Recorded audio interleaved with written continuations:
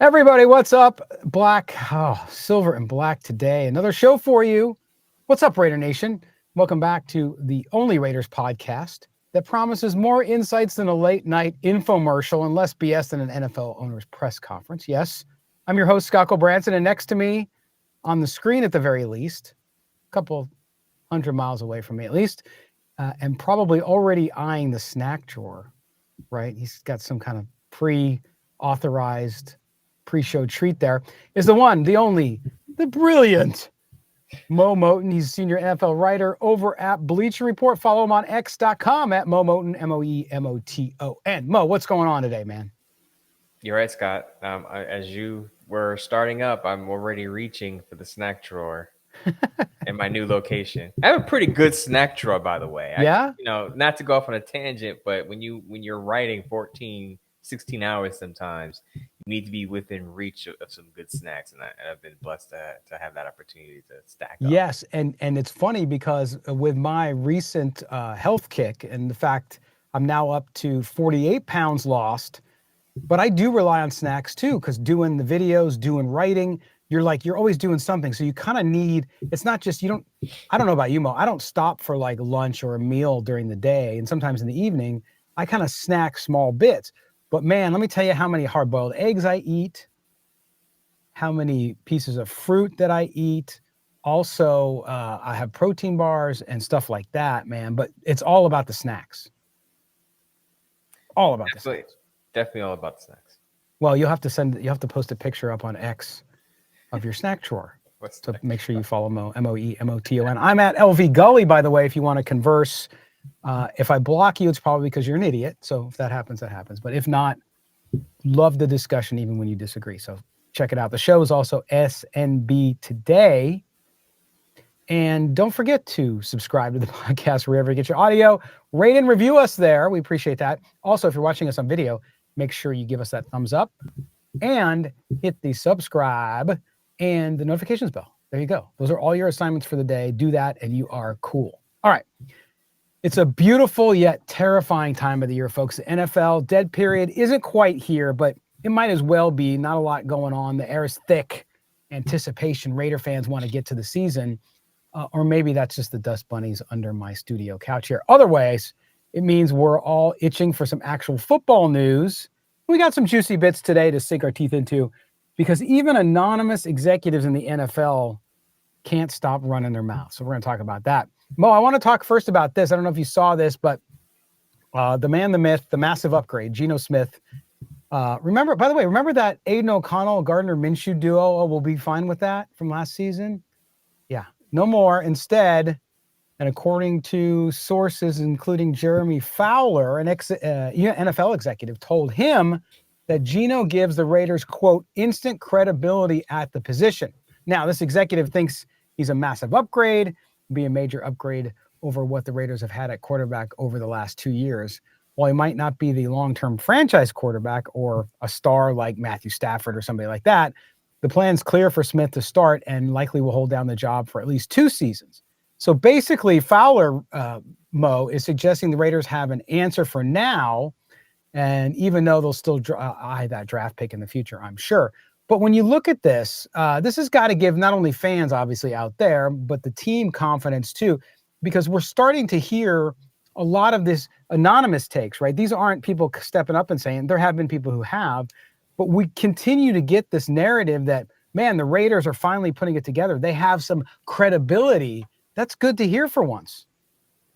It's good to hear. It's also something that someone on this show said, hey, now that they've upgraded the quarterback position, they're not at a quarterback disadvantage in their division matchups. Remember last year they went 0-6 in the AFC West, didn't beat any of their rivals. And it was clear that the quarterback advantage went to their rivals, even with Bo Nix being a rookie, right? So your upgrade from Aiden O'Connell, Desmond Ridder, Gardner Minshew to Geno Smith automatically, as the executive said, the Raiders have some credibility. And they're able to at least hang with their rivals, and not just hang, but win some games in the division, because they're not going to see massive improvement if they can't win within their division. Now, are they going to come back and have a winning record within the division? We'll see. But that's going to be the crux of their improvement there in the win-loss record is they're gonna actually win some games in the AFC West this upcoming season with Geno Smith under center. Let's remember Geno Smith is coming from the NFC West, which was no walk in the park. You had the Rams being a perennial playoff contender with Matthew Stafford and Sean McVay. You had Kyle Shanahan going to Super Bowls with Jimmy Garoppolo, and that 49er roster was pretty good. And then you had Arizona Cardinals. Now, Kyler Murray's been banged up, but the Cardinals were also a tough out as well in that division. So Geno Smith is not coming from a weak division. He knows what it's like to play in a tough competitive against tough competitive division rivals. So the Raiders definitely get a significant upgrade there, and they should be able to fare a lot better in the AFC West this year. Right. And again, I think that there's some people, no one's saying that Geno Smith is Joe Burrow or any of those, top 5 guys, but he doesn't need to be either. And I think that this situation with the Raiders and the timing was just perfect for them because they weren't able to address it in the draft the last 2 years. They just couldn't get there, right?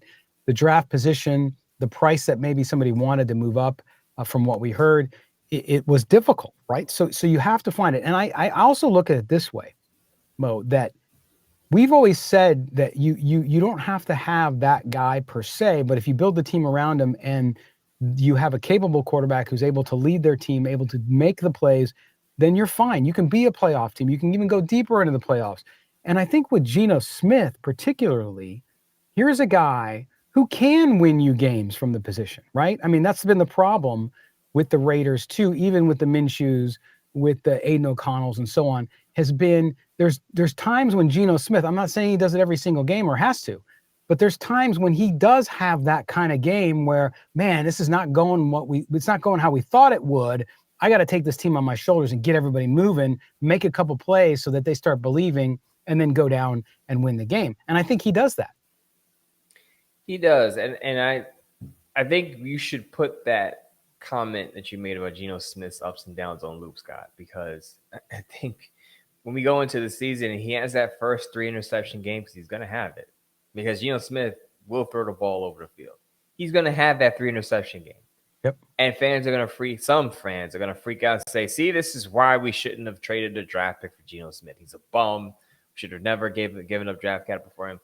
That you have to take the good and the bad. And that's what most quarterbacks, I mean, every quarterback has good and bad, right? There's some things that you like and don't like that could get your team in trouble. For Geno Smith, when it comes to the red zone, you get a bit tight. And now, red zone passing, not the easiest thing because you're in close quarters and tighter windows there.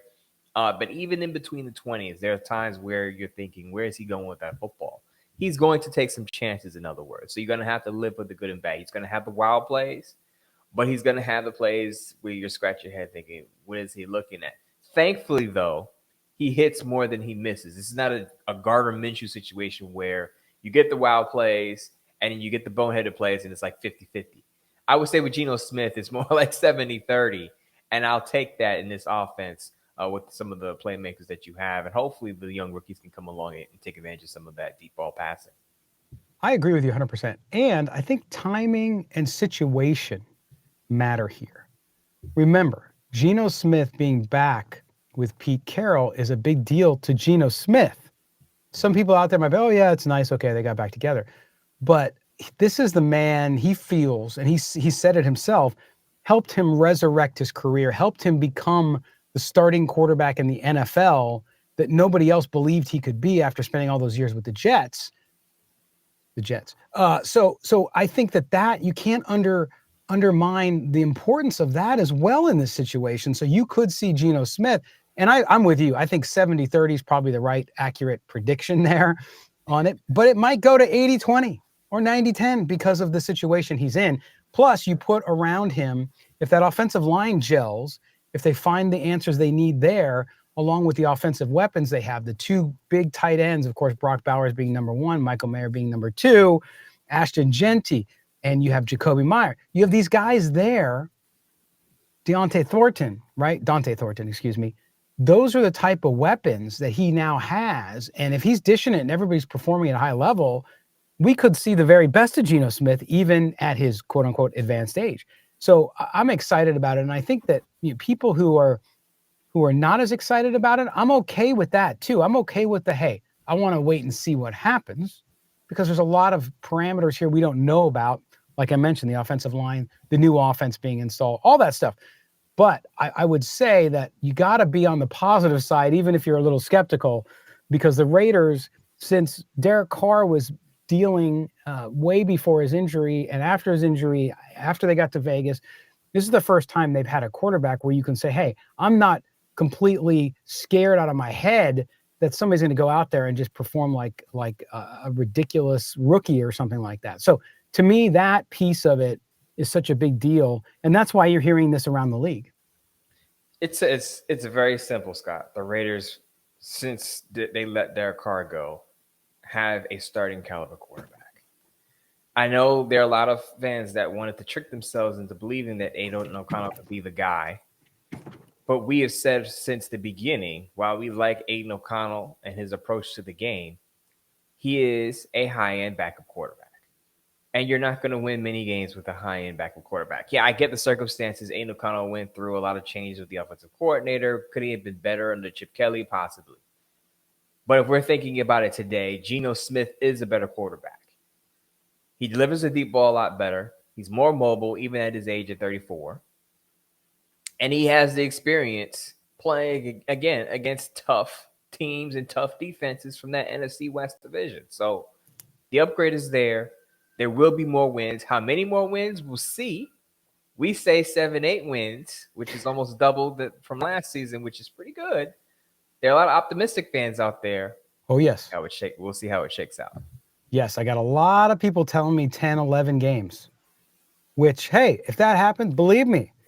And when people tell me, oh, you're so negative, and 7 or 8 wins to me is not negative, number one. Number two, if the Raiders are at 10 or 11 wins, our show's doing gangbusters in all the ways that it does, right? So believe me, I'd love for them to win 15 games. It would be nothing better for us and for you, frankly.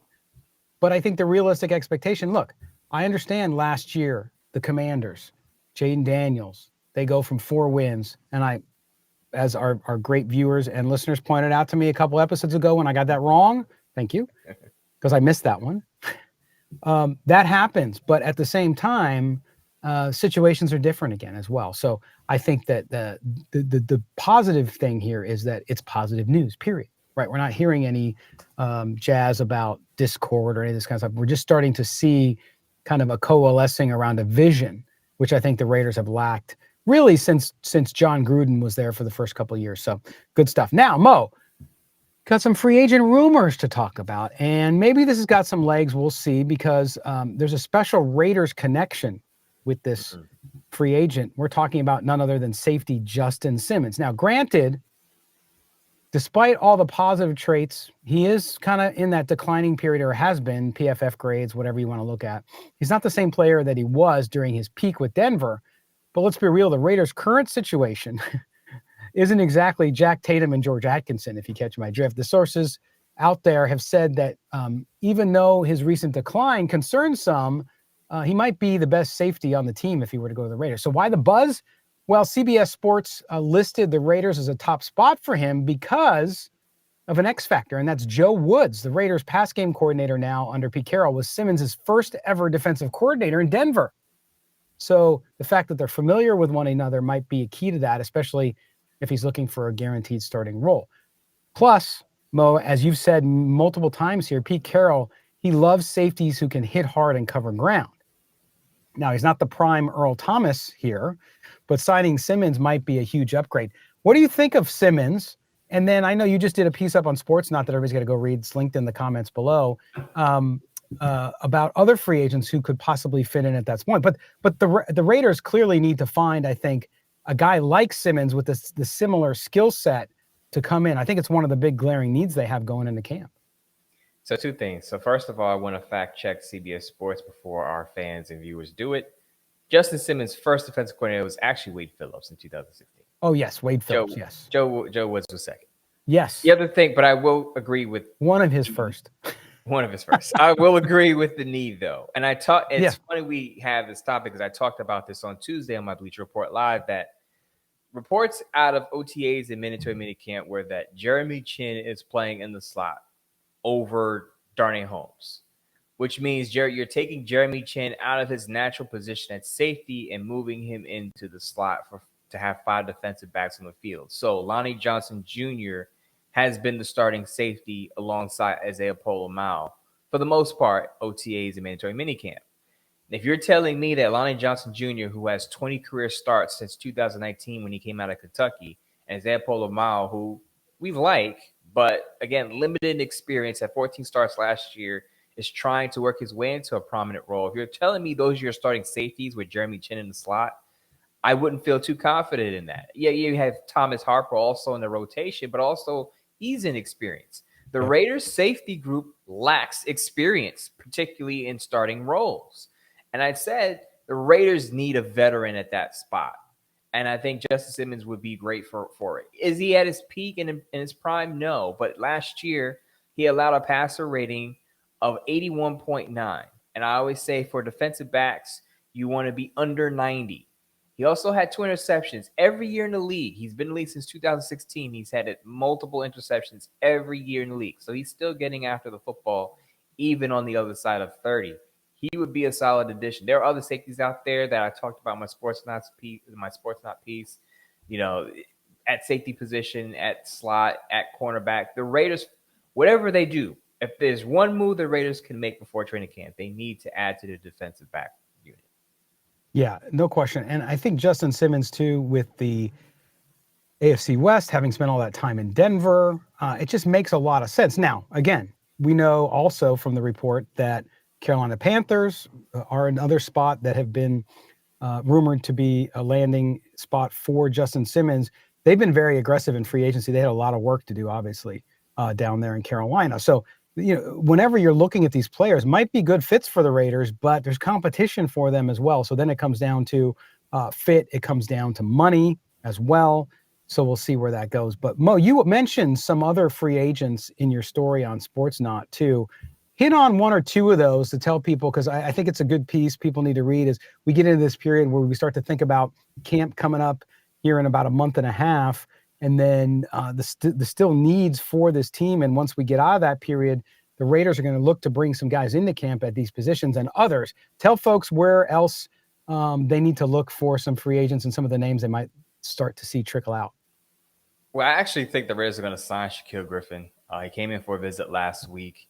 Former Pete Carroll guy. Seattle Seahawks drafted him in the 3rd round, I believe, and his brother in the 5th round. But he knows Pete Carroll's system. I know it's Patrick Graham's defense. Pete Carroll's influence is on this unit, let's be honest.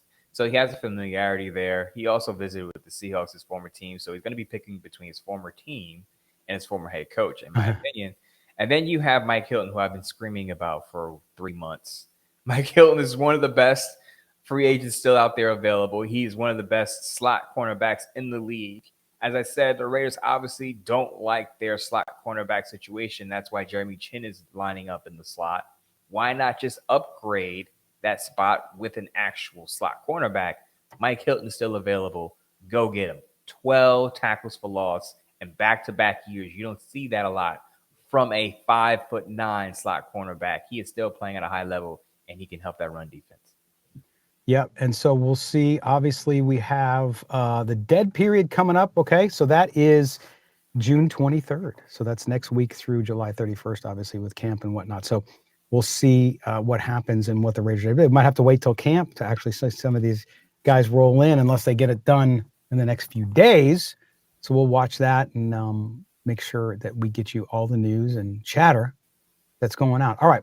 We're going to step aside on this edition of Silver and Black today. And when we come back, we're going to get to some of your phone calls, see what you have to say out there. It's Mo, it's Scott. This is Silver and Black today. Don't go anywhere. All right. Bam, bam, bam. Okay. In 3, 2, and 1. Welcome back, home stretch here on Silver and Black today. Hope you're having a great week as we head towards the weekend on this Thursday. Phew, it's getting hot, Mo, down here in Ohio. New York City, I think you're getting it like a day later than us. So into Saturday and Sunday, it's going to get warm. I hope you have your powder ready You know what I mean? Got to keep the boys dry. And it's the time of the year, man. Having lived in the West so long and then coming back to weather that's got humidity, it's like 2, sometimes 3 shower days.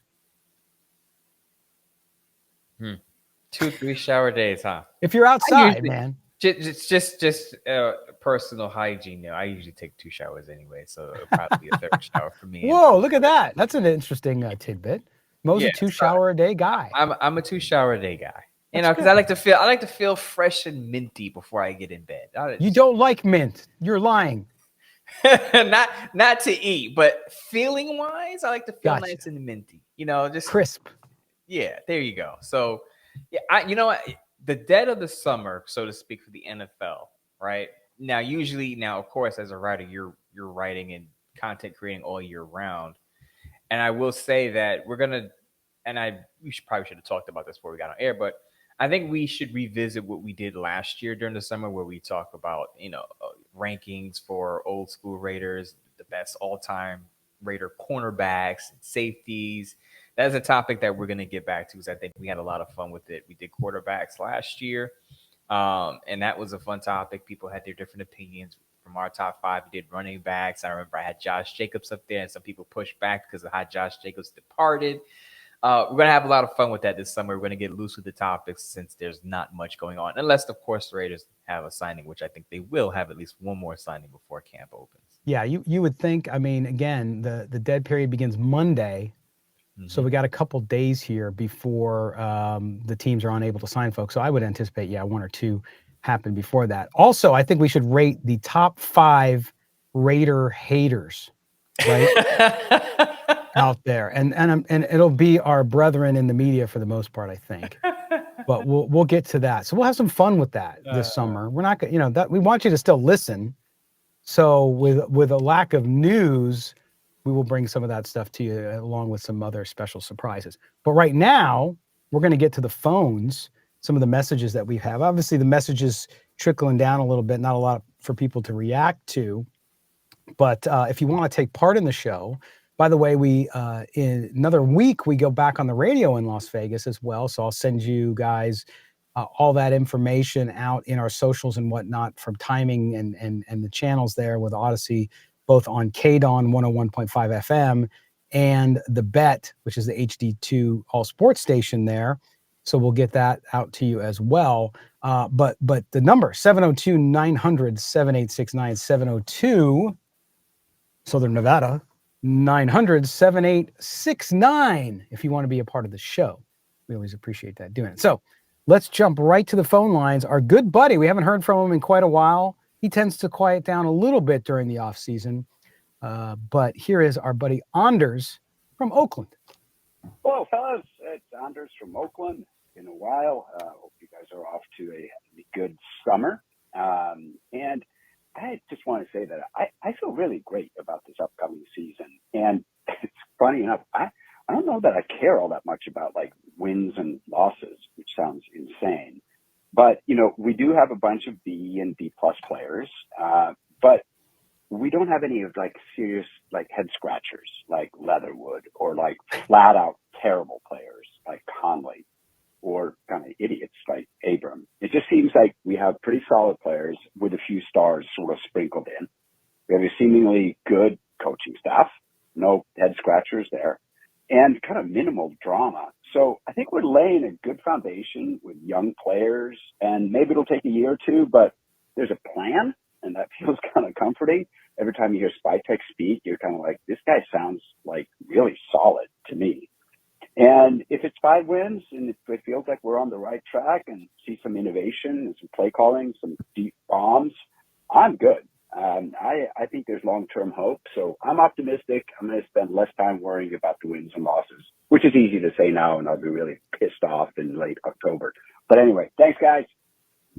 Boy, what a great call from Anders there, Mo. And I'll tell you what, you talked about this early on, and I think we did a whole segment on it after John Spytek got hired, and that is, if you look at how they constructed rosters where he's been, and obviously Tampa Bay being the last spot, the most significant spot, this kind of follows that format. And not only that, but then you add in Pete Carroll, the type of player, the attitudes, that type of stuff, it's not surprising that it seems like there's finally a grown-up in the room. So when Spytek was hired, I said he was a draft and develop guy. Right. And since then he's come out and said he loves his draft picks. Now they did take a swing at Geno Smith, so he's not so beholden to his draft picks that he's not willing to take a chance on a veteran. The Raiders went the biggest move of the offseason. One of their first splashes was acquiring Geno from the Seattle Seahawks. I'm sure Pete Carroll had some influence on that, but I heard an interview where John Spytek said you'd be embarrassed about the amount of players they inquired about before they got Geno Smith. So John Spytek was working the phones, and we all know he can be a dealer. We saw that during the draft, trading back multiple times on day 2 to the point Raider fans got frustrated and said, just make the pick, John. Stop trading back. So the fact that he's willing to leave no stone unturned and just take some swings, a mixture of both, being pragmatic and being practical, and also taking chances, I think is a good mix for the Raiders. But the Raiders, as we know, as fans, as content creators, have to get the draft right, because that's what's hampered them a ton in recent years, is as Anders pointed out, the head-scratching draft picks. Now you don't have to talk yourself into liking a certain draft pick, even though you have concerns. When Damon Arnett was coming out, there were clear concerns there. When Jonathan Abram came out, we said, yeah, he's a box safety, but he's got to be able to cover. He's a little bit reckless. And what happened when he played? He was too reckless, a liability in coverage. With these picks, and I said this after the draft, Scott, these picks actually make sense. It's like, okay, we see the potential there. We see what he could be. Let's see the coaching staff develop these players, and we'll see where they go. Yeah, no doubt about it. And I think Anders was getting to where we want. Now, Anders, I would say, I don't think 5 wins would be great, right? We're saying 7 or 8 has been our prediction, which means you are almost or at least doubling your wins. To me, that's a significant jump. I think if you're a fan, yeah, you're never going to be happy when the Raiders lose. I don't care what the circumstance. Even if they lose a great game and it just happens to go the other way, you're never going to be happy with that. I'm not telling you should be. At the same time, you want to see significant progress. 5 wins wouldn't be significant progress. 7, 8 wins would be significant progress. 9, 10 wins would be unbelievable progress. It's not out of the realm of possibility, but I think from a realistic standpoint, 7, 8 still is where I think they end up. All right, now let's get back to the phones, and we're going out to Jacob in Fresno. Scott,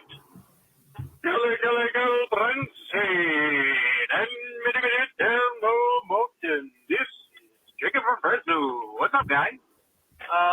Calling on the very day which I've read the news of what I consider to be a huge signing, Jermaine Pratt, the linebacker, number 57 out of Cincinnati. The guy is great. I mean, he's just, I remember watching him, I think it was 2 years ago, they were in the playoffs, and this guy wearing 57. I'm like, why is he wearing 57? This starting linebacker, this guy keeps laying the wood. Every hit, the guy is just a hard hitter. The guy is great. I'm so glad he's a Raider. He's born to be a Raider. He's one of those old school Raiders. I'm liking what Pete Carroll's doing with this defense, man. That being said, I got a question. Because I'm seeing, our weak point last year, you could probably say linebacker. Robert Spilly Willis Spillane. That guy was alone, right? We didn't really have anybody else with him. And now he's gone. So, sorry. I guess he's not a Raider anymore, right? That's a hard one to think about. But when you think about Jermaine Pratt coming, we got Landon Roberts, who's pretty darn good, too. Steelers just sending their linebackers over to the Raiders every year. Maybe next year they'll send us somebody else. Who knows? But we got him. We got Jermaine Pratt. We got Devin White, right? And I don't know, the defense looks pretty good. That's my question today. That leads me to the question, what can we do? What should we do? Is there anything that's really a glaring need to improve this defense? Because I'm thinking we're going to have a pretty good unit this year. Trying not to get too excited. Trying not to get my hopes up, because you know how the Raiders be every year. They get my hopes up, and then we end up 6-10 or something even worse. right? And we can't really do that anymore because we got 17 games, right, from 6 and 11. And, you know, my hopes are just shattered every year. But you know what? It's not even week 1 yet. We're not even in the preseason. So 17-0, that's my expectation every time, right? No, but to be honest, let me know. What do we need to do on defense to make it a little bit stronger? I appreciate you guys. You take it easy and go Raiders. There's Jacob in Fresno, always entertaining and always good questions too. Let's start with the Jermaine Pratt situation, Mo. I was shocked at how many people were negative as I posted about it on X, and people's response was, to me at least, was overwhelmingly negative. That defense sucked and we're picking him up. He's terrible. And I don't know what they've been watching. And I think Jacob brought up some good points there, and he fits the mold too of Pete Carroll. But I think Jermaine Pratt is a great pickup for this Raider team, knowing what was happening. You had thought he might go to Indianapolis because Lou Ataruma had gone there from Cincinnati, obviously. But I think this is a really solid and good pickup for this team. Two things about the Jermaine Pratt signing for the negative Nates and Nancys out there. If you're judging a player based on the overall defense and saying, well, he sucked because he played for a bad defense, how good has the Raiders defense been? And does Max Crosby suck when the Raiders defense overall sucks? No, you have to extract the player from the defense. You can have a bad defense and still have good players on that defense. I think that's basic football 101. That's number one. Number two, there were a lot of fans negative about Jermaine Pratt because of his PFF coverage grade. And you know what I say about PFF grades? They're subjective. It's someone's opinion. You can grade someone a B. I may look at him and say he's a C+. You may grade someone a C, and I may say he's an A- player. Point is that PFF grades are subjective. Be careful with using PFF grades for your opinion. I will say this, though, Scott. When Robert Spillane didn't come back and he went to New England, a lot of Raider fans didn't like it. Well, guess what? Jermaine Pratt had a better PFF grade and coverage than Robert Spillane. So if you were upset about losing Robert Spillane, who had a worse coverage PFF grade than Jermaine Pratt, I don't understand your logic. If you're basing this off of PFF grades, go look it up. Jermaine Pratt had a better PFF grade last year significantly than Robert Spillane. So if you're upset about, oh my gosh, the world is ending, we lost Robert Spillane, and you're upset that they got Jermaine Pratt because of his coverage PFF grade, you need to rethink your approach to this, your thinking to this linebacker swap. Mo, it's simply confirmation bias. People will find when PFF gives a Raider a high grade, people will say, look at PFF, he's got the highest PFF grade. And then when they give them a low grade, oh, PFF sucks, right? So again, it's confirmation bias. And you brought up facts, not feelings, folks. Facts, not feelings. Repeat after me, okay? So good stuff. Now, Mo, his point about other needs on the defense, now we talked about this, we talked about the free agents that are out there, including Justin Simmons. I think that whole defensive backfield needs work. That's my main concern with the defense. How about you? That's exactly where I'm going. I talked about this again on Tuesday on Bleacher Report Live, that if I'm being honest, my concern about the Raiders right now is the back end of their defense, particularly the secondary. As it stands right now, they may have two inexperienced starters at cornerback. As it stands now, Jeremy Chin lines up in the slot. They're going to have two inexperienced starters at safety. So you have a lot of inexperience at cornerback and safety. And this is why I say they need someone like Shaquille Griffin or Justin Simmons or even Julian Blackman, who's still in his prime, a Jordan Whitehead, a safety.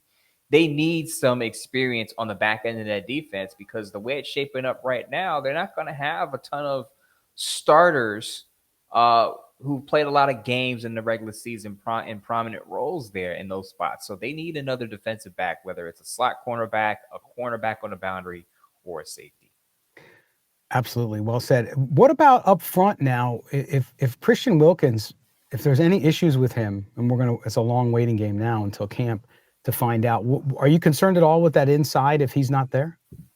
Not as concerned as I am, obviously, with the secondary. With Christian Wilkins, they did kind of cover themselves. They drafted Tonka Hemingway in the 4th round, who could play. He played mostly edge in South Carolina, but he's big enough where he can line up inside. You still have Tyree Wilson, who has that inside-outside versatility. JJ Pegues, who they drafted, big 300-pounder. They have some depth along the defensive line. They also re-signed Adam Butler, who's been pretty good and underrated as a defensive tackle. So they obviously, those guys aren't Christian Wilkins. The defense is better with Christian Wilkins on the field. You want him there.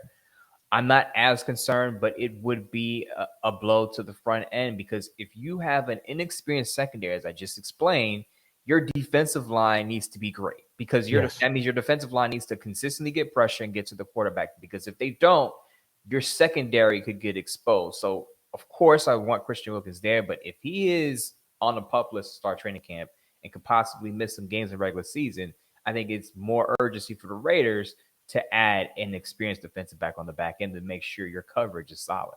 Yeah, it's a great point, and that might force their hand with some of those acquisitions, as we mentioned earlier on. All right, Jacob, thanks, man. We appreciate your call. We're going to close it out now with our buddy Yan Dog. Here he is. Hey, Scott. Mo, Yan Dog. Listen, I liked a lot of these players that we have there. That Dante Johnson, I think he's going to be great, and I think he's going to actually take Trey Tucker's job. Dante Johnson is going to be phenomenal. I mean, I follow college football, and I know he was really great at Tennessee.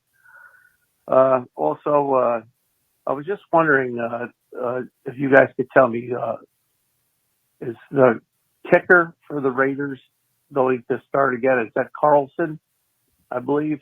Or do we have somebody else that might challenge him? Also, to be honest with you, I really feel that the Raiders are going to win at least 10 games. I look at it 10-7, 10 wins. I think they just got a great group of guys, good coaching skills, and everything is just going to fall for them, man. I tell you, they've been doing really, really good, though. I've been following their practices and everything else, and I tell you, I can't wait, man, for the season to start in September. I'm hoping still that Wilkes is going to be around, because that'll be a bonus, because we signed him to a big contract, and I'm hoping that he's going to be back early enough to help us. Offensive line is, I would say, improving, and the defense is going to look good too. I really can't wait for this season to start. And I'll tell you, I'm looking forward to it. I'm looking at if we could go 10-7 with the new regime for the first year. That would be great. But that's about it, guys. I just want your opinion on what you think about, where we're going to be strong and where we think we might need help. Okay, well, this is Yan Dog, over and out. Yan Dog there, either with allergies or you're getting over a cold or something. So we hope you feel better either way, my friend. We appreciate it. And Daniel Carlson, by the way, just signed a 4-year deal, got a $4 million signing bonus. So it's the Daniel Carlson show. For now, the Raiders committed to him, and I don't see anybody else challenging him. But as far as the team overall, 10 wins would be huge, as we've talked about, Mo. But I look at this team, we talked a lot already about the defense. I look at the offensive side. Clearly, the offensive line, there's some question marks there too. Wide receiver, Dante Thornton, who he mentioned, he called him Dante Johnson, but Dante Thornton, absolutely. Everybody's excited about him. We'll have to see how he does when he gets to live action and they put on the pad, so to speak. But the question marks for me are really at that wide receiver position. Who's going to be where, and who kind of takes the lead there. And then secondarily is that offensive line. Anything else for you, Mo, or you want to comment on those? Just quick note, I think it was AJ Cole who got the 4-year extension. I think Daniel Carlson could be next, but I think it was AJ Cole who got the 4-year extension, highest paid punter in the league, by the way. But as far as concerns, I talked about the secondary after Jacob, right? Also, you kind of hinted to it earlier in the show, that offensive line. Who are going to be the starting guards along that offensive line? We have no clue. There's a lot of competition there. You got Alex Kappa, who they brought in, former Bengal, also familiar with John Spytek. You got Jordan Meredith, who's been with the Raiders roster on and off the practice squad, on and off, in and out of the starting lineup. You got Dylan Parham, who's still in the mix, going into a contract year. It's a crucial year for him. So Caleb Rogers, who they drafted in the 3rd round. So there are a lot of guys who could start. And I know we are all expecting Ashley Genti to be great. But even the good to great running backs, the above average running backs need good run blocking. And part of that puzzle is having good guard play. So the Raiders are going to have a heated competition there. We'll see who comes out of it. But that's the position I'm looking at right now. I'm not saying it's a weakness, but for right now, it's uncertain who's going to be there. And I'm looking to see who wins those camp battles. Yeah, absolutely. And thank you. I had a senior moment and had the wrong kicker. Carlson, by the way, is in the last year of his contract. And if he were to be cut, the team saves $4.35 million, by the way, because he's got a 5.15 cap number this year. So we'll see. I haven't seen them bring anybody in for competition, but we'll see. He's in the last year of contract, so they're obviously in a maybe prove it mode with Daniel Carlson. So thank you for that, and thank you, Mo, for correcting your senior host here as well. I'm always here. But yeah, the offensive line to me, again, it's going to be fascinating to see who wins out there. A lot of people want to look outside the building for answers. Oh, we don't have this, we don't have that. I think that they're clearly going to go into camp with who they have, as you mentioned, some of the names there, and see who just wins out, and trust in that. And the draft picks clearly have an opportunity to make a name for themselves as well. So we'll see how it works out. But that's why I think camp this year will be fascinating, because there's a couple. Instead of the whole team being a big mess, as it has been, now you get to look at these specific positions, and it's down to 3 or 4 where you really want to see the Raiders make some decisions and see some guys step up, frankly, in camp and in the preseason. And so that's going to be very exciting. It's going to be, to me, one of the better preseasons we've seen in a while because of those things. You can watch for those things. As much as we all hate the preseason games because they're not games that we're used to be able to see those guys go out there and fight for the positions and see who steps up and who could be that next hero for the Raiders if they're there to take over one of these spots is going to be a big deal. So very exciting. But Yandog, again, thanks, man. Hope you feel better. And thanks to all the callers. If you want to be part of the show, 702-900-7869, 702-900-7869, or you can also leave a text message at that number. Haven't had any text messages in a while, but it's a reminder that you can do that. And you can email us if that's better for you, if you don't like to speak. Sorry, I was mimicking my words. You can mail us at mail@silverandblacktoday.com. That's mail@silverandblacktoday.com. Mo, before we get out of here, remind everybody of your Bleacher Report live schedule for this off season and what you got coming up as well. Bleacher Report lives Monday through Wednesday, 9 p.m. Eastern Time, 6 p.m. Pacific, over on the Bleacher Report app. I usually post it out on Twitter on my X account, MOEMOTON. Also, I'll have a topic TBD, to be determined, over on Sports Not. Probably go over the depth chart, just an overall look at what the Raiders, where the Raiders are strong, where the Raiders are weaker. We talked about a lot of that today. We answered some questions on that today, but I'll lay it out for you in writing just in case you want some words to read during this dead period. Yes, and we're excited for that. We're waiting for that bated breath. Right? Okay. All right, everybody. Thanks for being with us today on Silver and Black Today. We appreciate it. Don't forget to subscribe wherever you get your audio, rate, and review. Video, same thing. Subscribe, hit the notifications bell, hit that thumbs up. We certainly appreciate it as well. Don't forget, you can also get Silver and Black Today merchandise. Yes.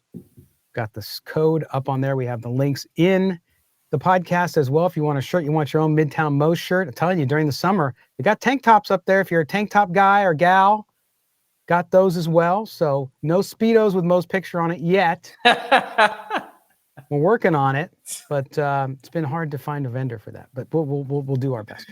And don't forget to follow the show SNB Today on X.com as well as Mo at Mo Moton, MOEMOTON. I'm at LV Gully. We appreciate it. Mo, my friend, I will see you next week. Take care, Scott. Take care, Raider Nation.